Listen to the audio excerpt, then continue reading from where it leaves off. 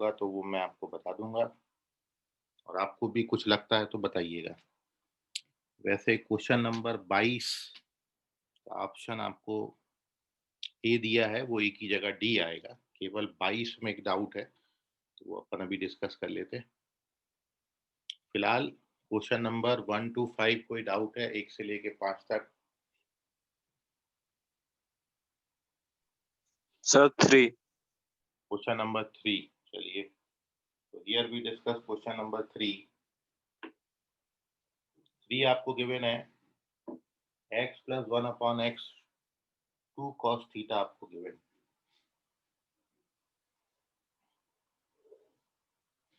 x plus 1/x equals to 2 cos theta, and you have to find the value of x power n plus 1/x power n। इसका value आपने निकालना है। तो to solve this, सबसे पहले तो आप इसमें x को मल्टीप्लाई करके क्वाड्रेटिक इक्वेशन इस तरीके से फॉर्म कर लें, ये क्वाड्रेटिक बनेगा। और इस क्वाड्रेटिक को when we solve by formula method, so minus b plus minus b square minus 4ac upon 2a। Now x equals to 2 cos theta plus minus, यहाँ पर माइनस का 4 कॉमन ले लेना, तो 2i बन जाएगा। तो आप इसको लिख सकते हो 2 sin theta i divided by 2।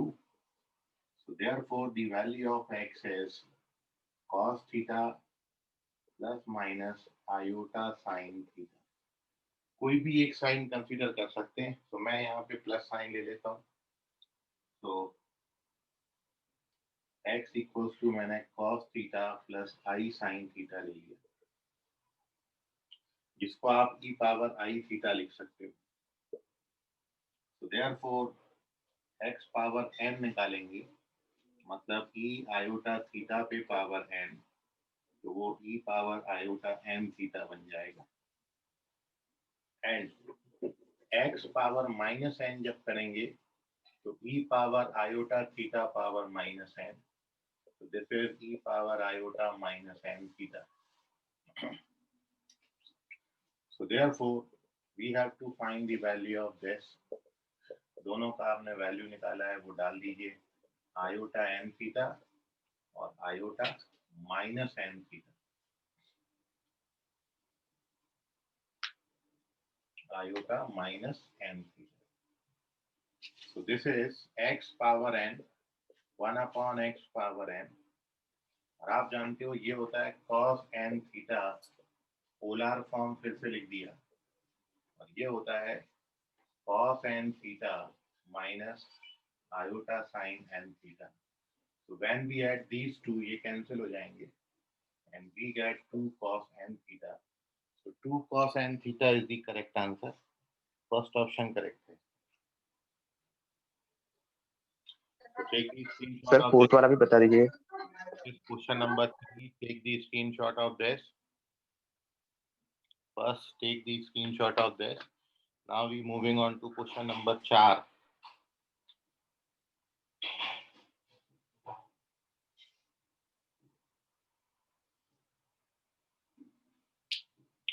Page number 2, question number 4।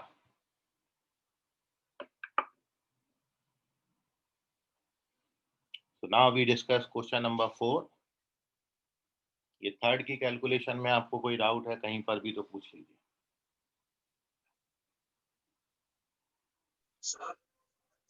बोलो हर्ष। सर सेकंड स्टेप वो आपने जो कैरी लिया ना, तो वहां पे कैसे दिया समझा? ये सर उसके ऊपर ये तो फॉर्मूला मेथड का फॉर्मूला है, minus B plus minus B square minus 4ac upon 2a। Carry लेना ये लिए ना, वो नहीं समझा। ठीक है सर वहाँ पे आपने नीचे में 2 sin थीटा और आयोटा वो वहाँ से आता है, हाँ वो वाले इसको आप ऐसा लिख सकते हो, ये जो टर्म है रूट के अंदर, इसमें -4 कॉमन लेंगे तो 1 माइनस कॉस स्क्वायर हो जाएगा। 1 माइनस कॉस स्क्वायर होता है साइन स्क्वायर। जब आप इसका स्क्वायर रूट ओवर -1 आई होगा, 4 का स्क्वायर रूट 2 होगा, साइन स्क्वायर का साइन होगा, तो ये 2i साइन थीटा। समझ गया अभी? Yes sir. चलिए, moving on to question number 4।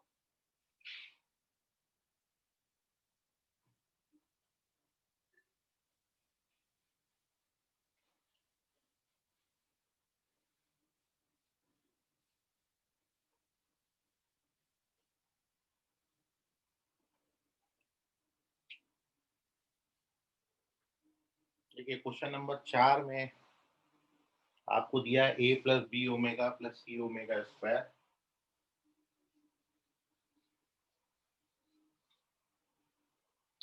Divided by b plus C omega plus a omega square plus a plus B omega plus C omega square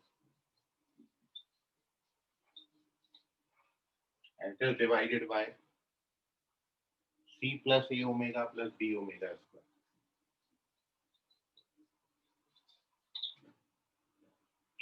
अब आप देखिए कि अप्रोच कैसे करेंगे क्वेश्चन में। सबसे पहली कोशिश तो आपको ये करनी है कि न्यूमरेटर डिनोमिनेटर में आप यदि देखें फर्स्ट क्वांटिटी में, तो यहाँ पर a है और यहाँ पर a ओमेगा स्क्वायर है, तो मैं न्यूमरेटर को डिनोमिनेटर जैसा बना रहा हूँ।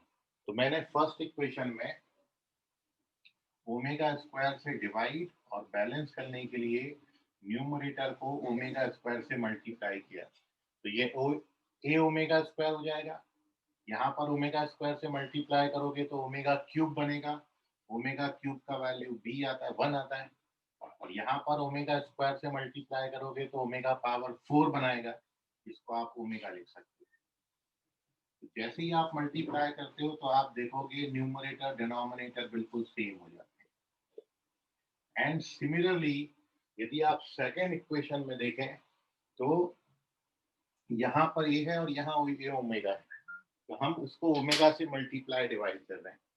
तो डिनोमिनेटर में ओमेगा से डिवाइड कर दिया, न्यूमरेटर में ओमेगा से मल्टीप्लाई करेंगे तो ए ओमेगा बी ओमेगा स्क्वायर और ये सी ओमेगा क्यूब बनेगा, मतलब सी। डिनोमिनेटर एज सच, डिनोमिनेटर को कुछ भी नहीं करना है यहाँ पे। नाउ अब आप देख रहे हैं अगले स्टेप में ये और ये टर्म कैंसिल हो जाते हैं, so we get 1 upon omega square plus 1 upon omega. आप जानते हो 1 अपॉन ओमेगा स्क्वायर ओमेगा होता है और ये ओमेगा स्क्वायर होता है, और इन दोनों का सम कितना आएगा, -1। तो फोर्थ क्वेश्चन का आंसर है -1, which is your second option.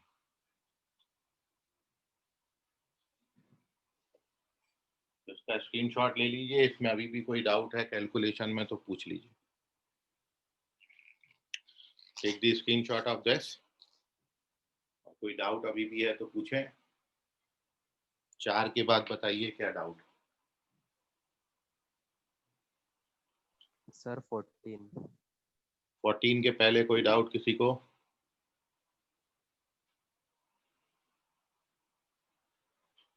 Sir 7। 7th के पहले कोई डाउट?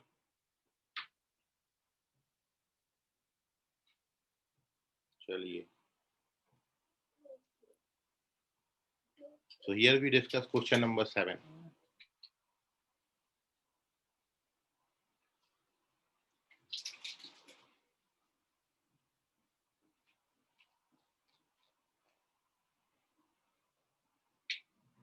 तो देखते हैं क्वेश्चन नंबर 7 क्या है। सो क्वेश्चन 7 है, अरे 1 plus omega power 7 is A plus B omega. 7 में आपको दिया है 1 plus omega power 7 is equals to A plus B omega. तो you have to find the value of A and B. तो आप देखें, आप जानते हो 1 प्लस ओमेगा को आप लिख सकते हैं माइनस ओमेगा स्क्वायर।